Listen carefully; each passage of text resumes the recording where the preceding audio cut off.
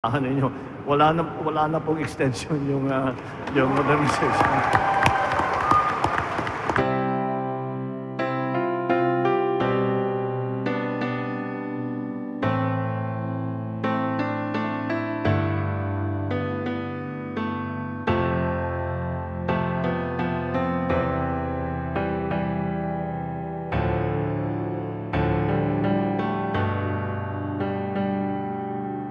PUV consolidation hanggang katapusan ng Abril.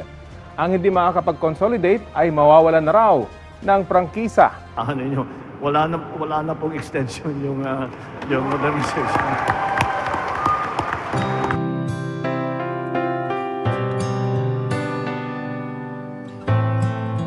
Ano niyo, wala na pong extension yung modernization.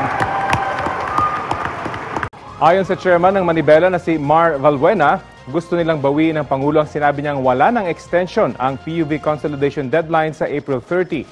Sabi ng Piston at Manibela, aabot sa 100,000 jeepney drivers ang inaasahang lalahok sa tigil pasada. Ano niyo, wala na pong extension yung modernization.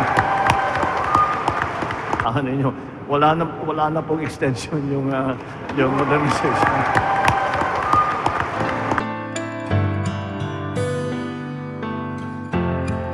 What is the status of their vehicles? Would this be owned by the cooperatives? Yun pong nag-consolidate, Mr. Chair. Yes. Yes, Mr. Chair. So, Owned by the are you cooperative. trying to tell me na ako may-ari ng jeep, nag-consolidate, yung jeep ko na binayaran ko ng sarili kong pera, magiging pag-aari ng kooperatiba?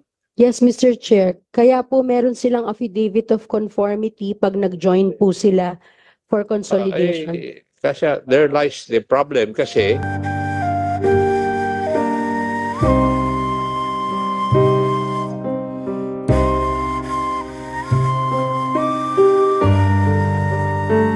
Ano niyo, wala na pong extension yung modernization.